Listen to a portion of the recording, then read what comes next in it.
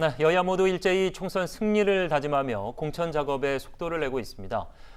먼저 더불어민주당이 공천 심사에서 하위 20%에 속해 감점을 받는 현역 의원을 공개하는 방안을 적극 검토하고 있다. 언론에 따라서는 정도의 차이가 보도가 좀 차이가 있습니다만 현재까지는 유력한 것이 일단 20%를 확정하게 되면은 공개하는 방향으로 가지 않겠느냐. 이렇게 좀 기울고 있는 모양새던데요. 네, 지금 뭐 단언하기는 좀 어렵고요. 20%라 하더라도 20% 정도의 감점을 받을 뿐이지 공천에서 탈락하는 것은 그렇습니다. 아니거든요. 뭐 일종의 이제 살생부라고 보기도 좀 어렵습니다. 왜냐하면 다른 부분에서 가점을 받을 여지도 있고요. 그리고 다른 후보하고 이 경선 과정을 거쳐야 하는 상황이기 때문에 그게 곧 뭐 공천에서 탈락하는 것은 아니어서 만약에 이제 그걸 공개하게 될 경우에는 일종의 이제 낙인 효과가 생기게 되잖아요. 그런 부분들은 아마 당에서 우려하지 않을까 싶습니다. 근데 이제 사실은 얼마나 보안을 유지를 잘할 수 있을 것이냐 이게 관건인데 당에서는 뭐 공식적으로 발표하지는 않더라도 아마 그 명단이 바깥으로 흘러나올 가능성은 있겠다 싶습니다. 근데 그러니까 뭐 결과적으로 보면은 나올 수밖에 없는데 그냥 발표하면 되지 않겠느냐 이렇게 얘기는 하는데 발표하는 것과 그 내용이 바깥으로 흘러나오는 것은 차원이 좀 다르잖아요. 당이 공식적으로 행동하는 거니까요. 그리고 공천 과정에서는 공천이라고 하는 과정 자체가 생사를 가르는 것이기 때문에 당연히 공천에서 떨어지거나 아니면 점수를 낮게 받은 의원들 사이에서는 반발이 나올 수밖에 없고요. 그 정도 잡으면 뭐 불가피한 거 아닌가 싶습니다. 뭐 조직에서 이제 회사가 좀 어려운 상황에서 구조조정이라는 걸 하게 되죠.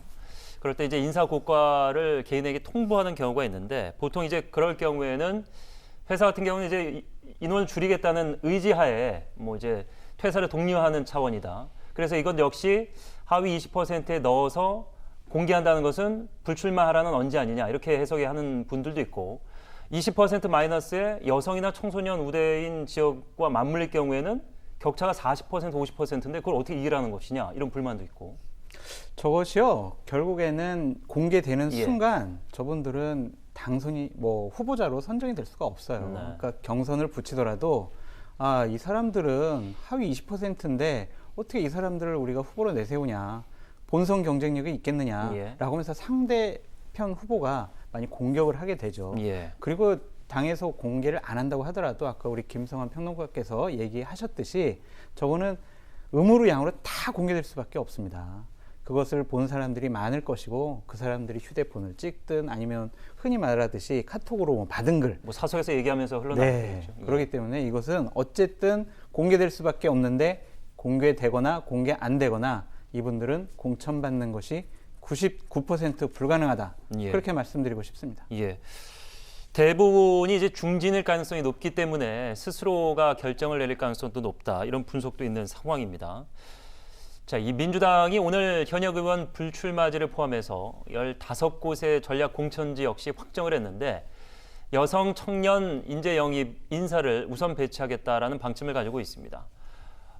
역시 이제 앞선 내용과 좀 비슷하게 겹치는 부분이 있는데 결국에는 뭐 당협위원장이 됐던 그 지역에서 구의원, 시의원이 됐던 오랜 시간 꿈을 갖고 이제 텃밭을 다져왔던 인사들에게는 굉장히 이제 무력감을 느낄 수 있는 그런 부분이 있습니다. 이게 당으로서는 공천할 때마다 항상 딜레마에 빠지는 부분입니다. 전략 공천을 하는 지역을 대상 지역을 선정하는 것 그리고 어느 지역은 전략 공천 지역으로 하지 않는 것 이런 것들은 당으로서는 상당히 곤혹스러운 부분이고요. 거기서 뛰고 있는 예비 후보자들 같은 경우엔 전략 공천 후보지로 선정되는 순간 출마 자체가 불가능하지 않습니까? 왜냐하면 당에서 지도부가 꽂아 넣기 때문에요. 그렇기 때문에 이것은 예비 후보자들에게는 사망 선고다. 그렇게 말씀드리고 싶어요. 그런데 민주당의 당원당들을 보면 약 그 20% 정도 지역을 전략 지역으로 공천이 가능하다라고 되어 있거든요. 그렇다면은 오늘 한 15개 지역이 발표가 됐는데 앞으로 15개 지역, 즉 한 30석 정도, 30곳이 전략 공천 지역으로 한번 선정될 가능성이 높을 것 같습니다. 오늘 이해찬 대표가 이것을 발표를 하면서 자, 투명한 공천이 이기는 공천이다. 이렇게 얘기를 하셨는데 그럼 예비 후보가 경합하는 지역까지 현역 의원이 불출마하기 때문에 우리가 이 지역을 전략 공천으로 전략 공천 지역으로 선정을 했다라고 하는 것이 과연 투명한 공천을 위한 그러한 조치인지 그건 상당히 우리가 의문을 제기할 수밖에 없고요.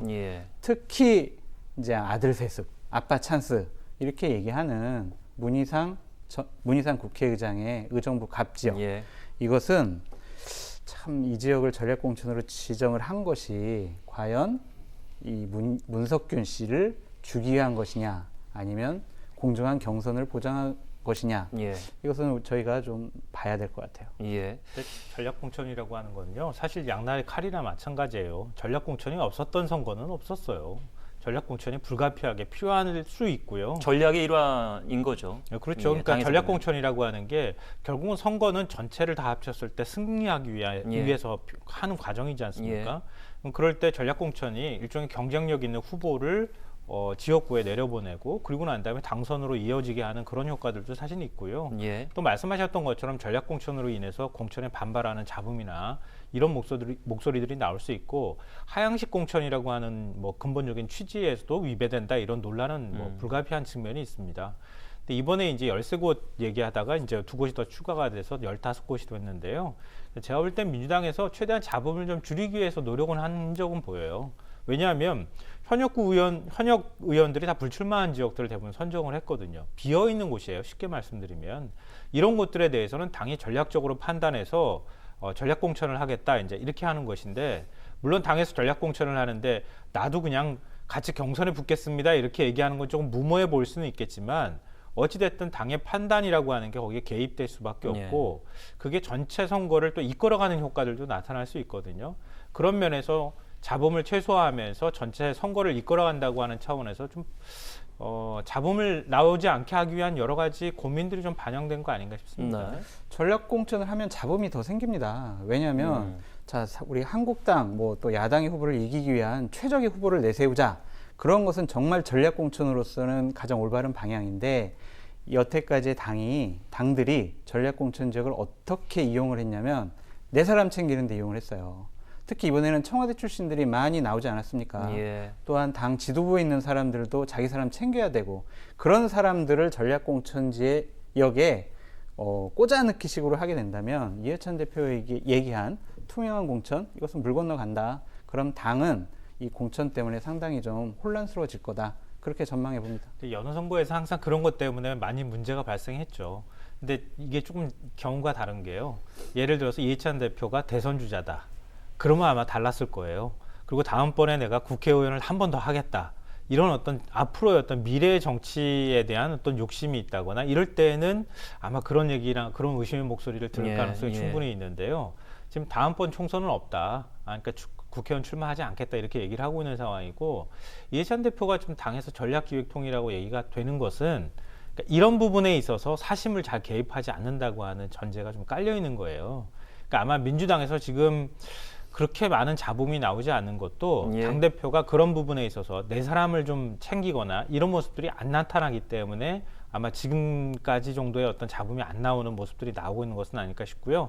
청와대 지금 참모들 나온 사람들이 어디 자리에 얼마만큼 들어갈지는 잘 모르겠는데 아마 다 청와대 출신이나 이런 사람들로 이른바 내리꽂듯이 전략공천을 해버리면 틀림없이 아마 잡음이 나올 겁니다. 그런 것들을 아마 조절하는 작업이 앞으로 있지 않을까 싶습니다. 예. 하위 20%도 그렇고 말씀해 주신 대로 전략 공천도 그렇고 원혜영 공천위원장 하에 시스템 공천이다 이렇게 주창을 하고 있는데 과연 잡음 없이 이루어질지는 지켜봐야 되는 문제입니다. 자, 이 유리할 것으로 예상이 되는 여당도 그런데 한국당은 과연 얼마나 복잡한 상황일지 공천관리위원장에 임명된 김형호 전 국회의원장 오늘 황교안 대표와 회동을 가졌는데 확 바꾸겠다. 근데 이건 항상 들어왔던 비대위에 출범할 때마다 들어왔던 얘기라 좋은 사람들이 와야 구닥다리들을 쓸어낼 수 있다. 이 표현은 굉장히 또 이제 중진이나 좌장들은 굉장히 기분 나빠할 꼰대와는 또 다른 이제 구닥다리라는 것은 정말 이제 없어져야 될 그런 표현인데 이걸 갖다 쓰시면서 본인은 이제 물갈이라는 표현을 원래 안 쓰고 싫어한다. 판을 바꿔야 된다고 얘기를 한다. 그러면서 또 물이 안 좋아져서 거기에 있는 사람도 안 좋아질 수 있기 때문에 사람도 바꿔야 된다. 그 얘기는 이제 말씀하신 대로 다 바꾸겠다는 얘기인데 아무리 전권을 받았다고 해도 공천위원장이 계파가 있는 당내에서 이렇게 다 바꿀 수가 있을까요? 예. 다 바꿀 수는 없죠. 어떻게 다 바꿀 수 있겠습니까? 말씀만 놓고 보면 정말 다 바꾼다는 지금 이제 말씀이신데. 얘기의 요지는 그건 것 같아요. 물갈이 한다고 했는데 물은 안 갈고 자꾸 물고기만 갈더라. 그것도 이제 속가내듯이 갈았다는 거 아닙니까? 그 얘기도 이제 의원들이 별로 안 좋아할 얘기예요. 물고기라고 표현을 했어요. 예. 근데 그러니까 그 김용호 전 국회의장 지금 저 공관위원장 예. 임명된 과거에 친이 친박 공천 학살을 다 지켜봤던 인물 아니겠습니까? 특히 이제 본인 스스로가 친이계로 분류가 돼서 여러 가지 불이익을 또 받았던 경험이 있기도 합니다. 예. 근데 그런 이제 당 모습들을 잘 알고 있기 때문에 이번에도 뭐 친이 친박이니 아니면은 뭐 탈당파니 복당파니 이런 것들을 감안하지 않고 당이 쇄신하거나 혁신하는 방향으로 내가 공천하겠다. 그리고 지금 이제 시대의 흐름에 맞도록 강물은 거슬러 올라가기가 어려운 거니까요. 시대에 요구하는 바가 좀 뭔가 세대 교체도 이루어져야 하고 네. 좀 이 기존에 있는 국회의원들보다는 또 새로운 인물을 원하는 이런 부분들도 있으니까 그런 걸 예. 같이 하겠다 이렇게 얘기를 하고 있는데요. 제가 볼 때는 크게 두 가지 문제가 있을 것 같아요. 첫째로는 황교안 대표가 과연 정권을 줄 수 있을 것이냐. 예. 그러니까 황교안 대표의 의중이 과연 얼마큼 들어갈 것이냐. 이걸 과연 뿌리칠 수 있을 것이냐. 이 부분이 첫 번째고요. 지금 판갈이라고 하는 표현에 저는 굉장히 의미심장하다고 느끼는 건 아니, 자유한국당 내에서 판갈이가 되려면 TK 영남 공천이 바뀌어줘야 되는 거거든요. 특히 TK 인사들이 바뀌어줘야 할 필요가 있는 거예요. 그런데 지금 TK 인사들 영남 중진 사퇴론 뭐 그 얘기 나왔지만 한 명도 지금 자진 사퇴하겠다고 하는 불출마하겠다고 선언한 의원들이 없어요. 그러니까 TK 출신 의원들은 버티고 있는 거라고도 볼 수 있거든요. 예. 그런 부분을 얼마나 손을 댈 수 있을 것이냐. 이게 제대로 된 공천을 했다 안 했다 이런 평가의 어떤 그 평가를 가를 수 있는 기준이 되지 않을까 싶습니다. 예. 오늘 뭐 저희가 이제 보수통합 얘기는 잠시 이제 쉽니다만 묘하게도 이제 혁통위원장도 이제 친이계 인사로 불리면서 유승민 중심의 이제 새로운 보수당에서 통합에 조금 걸림돌이 될 만한 얘기들을 어제 오늘 또 내놓고 있는데 황교안 대표가 이제 말씀하신 대로 이런 그 친이계 인사들한테 본인의 권한을 어디까지 나눠줄 것인가도 참 의문이긴 하네요. 예. 전권을 준다고 했으니 예. 그 정권이라 함은 이 공천과 관련된 모든 권한이거든요. 예. 공천관리위원장은요 상당한 권한이 있습니다. 한국당 같은 경우에는 어떤 예를 들어볼게요. 공천관리위원회에서 후보들을 결정했어요. 예. 그래서 최고위원회에서 최종 의결을 거쳐야 되거든요. 근데 최고위원회에서 몇 명이 이런 사람들은 좀 부적절한 것 같아. 이런 사람들은 좀 다시 심의를 해봐. 이 사람들은 좀 빼. 이렇게 의결을 해가지고 다시 공관위원회로 넘깁니다. 예. 근데 공관위원회에서 뭔 소리야. 우리가 이렇게 결정했는데 이거 우리 다시 전원 일치 합의로 의결. 그러면은 그게 확정되는 거예요. 예. 그렇기 때문에 만약에 황교안 대표와 그 김용호 위원장이 따로 사적 채널이 아니라 공식적으로 그렇게 싸우게 된다면 이건 공관위원장이 이길 수밖에 없는 구조입니다. 그리고 우리 김용호 위원장께서 구닥다리를 쓸어내겠다 그렇게 얘기를 하셨는데 그건 두 가지 의미가 있어요. 예. 하나는요. 작년 8월에 한국당 연찬회에서 김용호 위원장이 얘기한 게 있거든요. 아니 당이 이렇게 어려운데 중진들 왜 앞장 안 서? 당신들 구닥다리. 그리고 아니 당이 이렇게 쇄신해야 되는데 쇄신의 가장 선봉장에 서야 할 초재선 의원들 당신들 왜 침묵하고 가만히 있어? 예. 이렇게 얘기했거든요. 그러니까 구닥다리가 단순히 중진 다선 의원만 얘기하는 것이 아니라 이렇게 눈치만 살펴보는 초재선 의원도 구닥다리로 취급을 해서 예. 중진과 초재선 의원 모두 다 물갈이, 판갈이 할 것이다. 그렇게 보여지는데 아까 우리 김성환 평론가께서 잘 지적해 주셨듯이 TK 의원들은 김용호 의장이 됐다고 해서 아휴 하고 되게 안도의 한숨을 쉰대요. 왜냐하면 같이 공관위원장으로 오르내렸던 우리 김종인 전 예. 비대위원장과 우창록 그분보다는 그래도 김용호 의장께서 우리랑 말도 통하고 우리랑 인연도 있다. 당을 잘 아니까 우리를 그렇게 많이 바꾸지 않을 것이다. 그렇게 자기들끼리 얘기하고 있답니다. 그런 연결고리를 끊어내면은 정말 외부에서 보기에도 다 바꾸는구나 이렇게 생각할 수 있을 텐데. 그게 핵심 포인트죠. 예. 그러니까 아까 말씀하셨듯이 TK, PK 이걸 어떻게 바꾸느냐. 예. 그것이 김용호 공관위원장 체제가 성공이냐 실패냐 아니면 보수 우파가 총선에서 어느 정도의 성적을 거두느냐. 그의 바로미터라고 보여집니다. 예. 황교안 대표가 이제 지역구로 출마할지 비례가 될지 아니면 어느 지역으로 출마할지 얘기를 하지 않은 상황에서 연말을 지나면서 이제 본인이 사직생하겠다, 험지에 같이 나가자 중진 의원들을 독려했는데 보란듯이 이제 홍준표 전 대표가 나는 뭐 지금 내 몇 선 의원이고 대선 주자급이다, 난 내가 나가고 싶은데 나가겠다 이렇게 얘기를 한 바가 있죠. 여기에 대한 질문을 좀 받았던 것 같은데 위원장께서 누가 됐던 간에 정당한 과정을 거쳐서 지역에 공천을 받는 거지 나가고 싶다고 나갈 수 있는 상황이 아니다. 이렇게 딱 잘라 얘기하기도 했습니다. 자, 여야 불문하고 이제 총선 때마다 잡음이 상당히 많습니다. 한국당 얘기를 하면 특히나 이제 장성철 소장을 모셨으니까 여쭤보도록 할 텐데 김무성 의원과 이제 정치를 제법 오래 같이 하셨잖아요. 네, 10년 정도. 예, 이제 뭐 유명한 단어가 됐기 때문에 다시 한번 얘기를 해보자면, 그러니까 보통 이제 드라마하고 책으로 유명했던 이제 육룡이 나르샤, 이제 네. 세종대왕에 대한 얘기가 있었기 때문에 그 패러디 일환으로 옥새라고 보면 이제 표현하는 이제 직인을 갖고 김무성 의원이 소위 말하는 이제 도망갔다라는 취지의 옥새 들고 나르샤였는데 방송에서 하시는 얘기 제가 들었는데 실제로 직인은 당에 있었죠. 그때? 당의 총무국에 보관이 잘 돼 있었고요. 저 김무성 대표는 그냥 항의 차원에서 부산에 내려갔던 거였는데 그것을 당에서는 좀 다른 최고위원들이 저 사람이 날랐다 그런 식으로 좀 표현을 했는데 예. 그 선관위 당의 공관위원회에서 결정을 해도 선관위에 자 이거 이 사람은 우리 당 후보야라고 그 후보증을 줍니다. 예. 그것은 당의 대표의 직인이 필요해요. 예. 그렇기 때문에 당 대표가 직인을 찍어주지 않으면요, 그 사람은 출마를 할 수가 없는 거예요. 그래서 그게 당시에 최후의 보루였다. 그렇게 저희들이 판단을 했었습니다. 예, 지금 저희가 18대 총선, 19대 총선, 20대 총선 잡음과 관련된 역사를 조금 정리를 해서 보여드렸는데 대표적인 이 얘기 말고도 한 두 가지 이야기가 더 있으니까 나머지 좀 짧게 설명 좀 부탁드려 볼까요? 네, 그때 예. 당시에 가장 중요했던 것은 유승민 의원을 공천을 주느냐 안 주느냐, 그것이 가장 큰 우리들의 그 보수 우파 쪽에서 가장 핫한 부분이었었고요.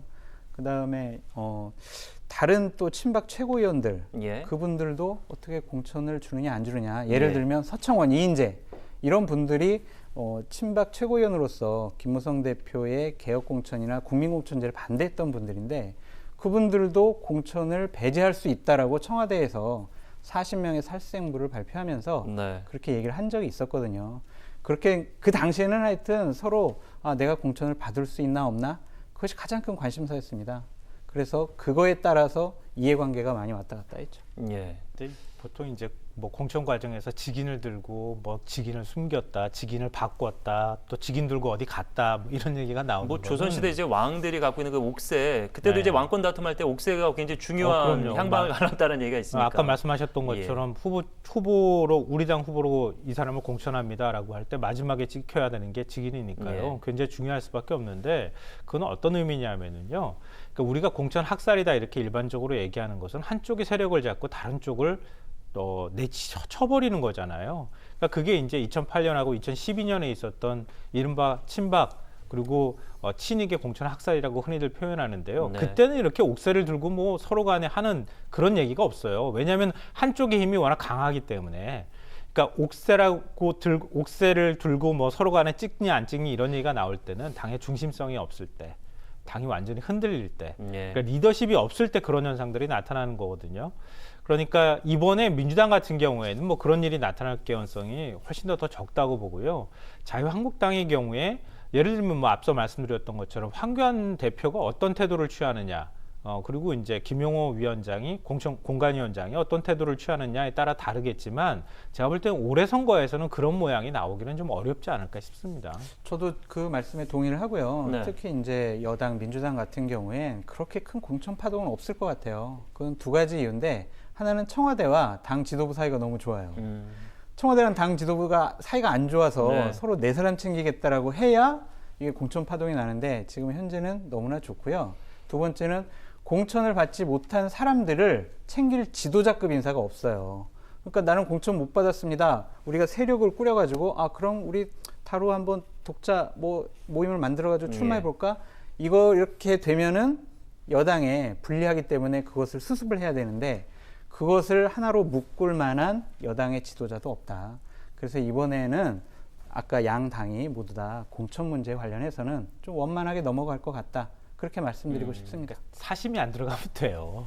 사심이 안 들어가고 경쟁력만 가지고 후보를 선정합니다. 그러는데 내가 떨어졌는데 무슨 말을 할 수 있겠습니까?